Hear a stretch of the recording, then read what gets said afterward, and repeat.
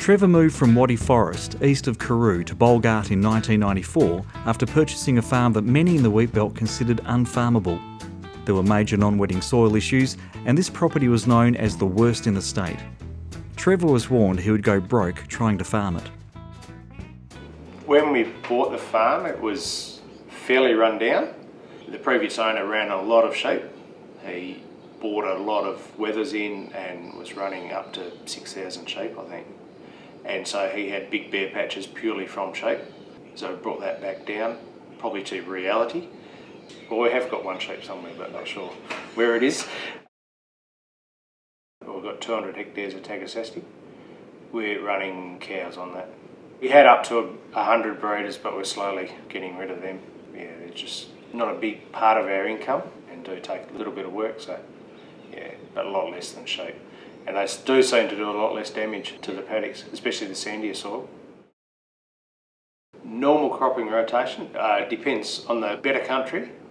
Like the white gum country would be, so lupin, then a wheat, their oats for hay, canola, and then wheat. Sandier soil, don't do hay on that. It can't handle it, and a lot of it's been deep ripped, so you just can't get the hay machinery over it.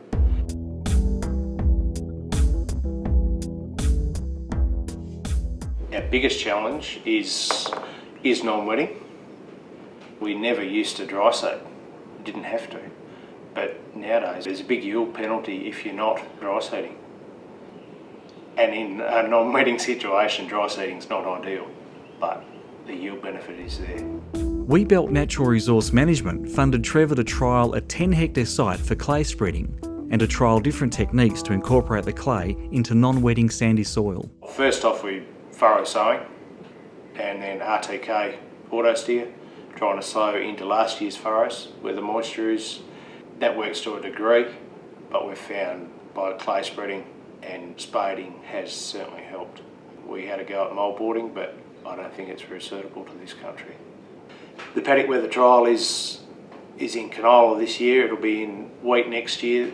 The year after that, I'll lupins and oats and brown manure, just to try and get as much organic carbon on there as I can.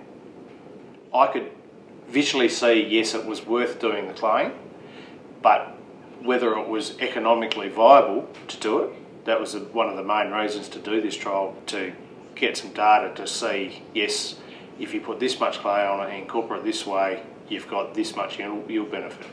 One example is from the nil treatment, last year went 2 tonne.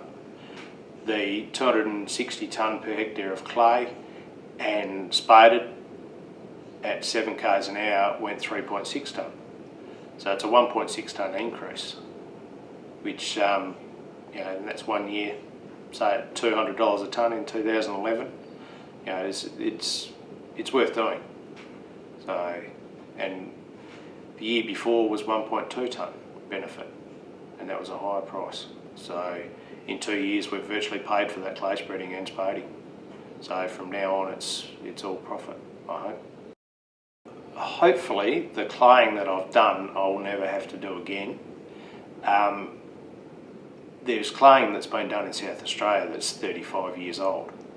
They only put 90 tonne to the hectare on, and they've had to go back and put some more on. We're putting 260 tonne on, and I'm hoping that will be forever.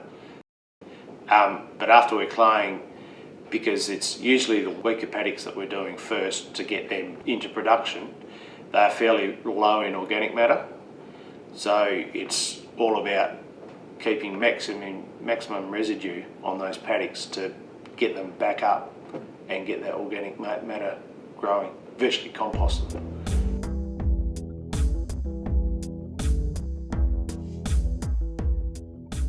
If someone's got a good idea, I'm quite willing to give it a go, and there's nothing better than having a trial on your own farm and then you know exactly how it performs on your patch. Whereas if you go to Merredin or Badgingarra or somewhere like that to have a look at a trial, oh yeah, that might work at home, but my soil type's different.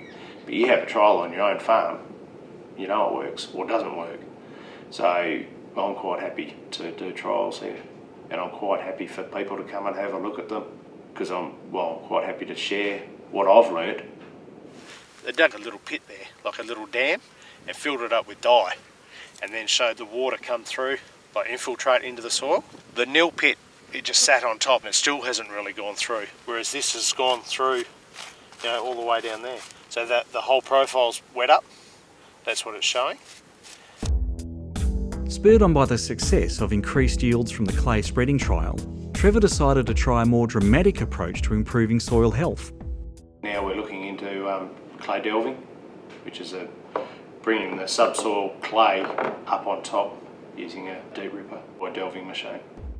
Trevor designed his own clay delving machine, which was then manufactured by a local engineering firm in Goomelling. Done a bit of homework and got ideas off everyone, and then put them into one and tried to get the best ideas from all of them, and got one made myself. Just got it built this year. Ours has got 4 tines, a metre apart, and they're on a 45-degree angle, and the actual tines are 175mm wide.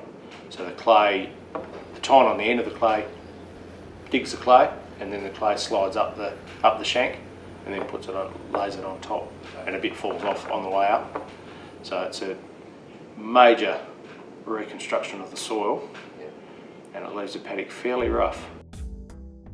The clay's got to be within probably 600 to 700mm of the surface, and the tines will go down a metre. So they're saying that you need about 300mm of clay to bring enough up onto the surface. 250, 260 tonne is about 25mm of clay on top, and then you've got to try and incorporate that to as deep as you can. Otherwise there's a nice healthy topsoil, but then under that is pretty hostile. With the delver, it's dropping the clay off as it's coming up a bit, bringing most of it up to the topsoil, but it's dropping it off so it's not as sudden change in soil type to where it stops.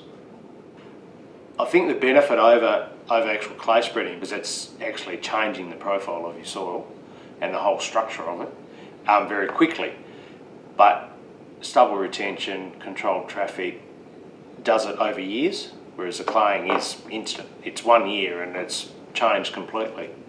So we won't really know actual yield results until this time next year. From what I'm looking at, I can't see why it won't work, because it is bringing the clay up and it's deep ripping in the same process. So it's about half or less than half the cost of clay spreading, just to try and get more hectares done in a year for the same amount of money. And because our practices have changed, I'm hoping that non-wetting isn't an issue again.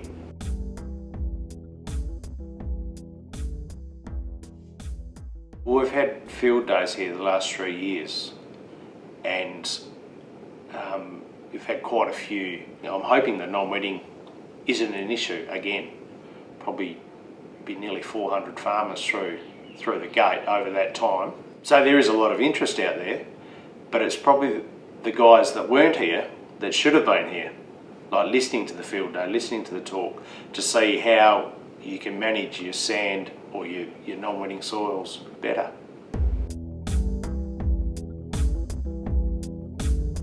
Yeah, I've got 2 little girls, and I'm quite happy for them to come home on the farm. People say, "Oh, what do you want to keep farming for? Because you've only got 2 girls." And I said, "Oh, some girls make very good farmers."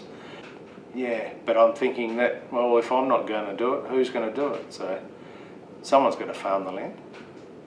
Otherwise, we're going to go hungry. Yeah. Trevor has now successfully sown his 19th crop at Waddy Park.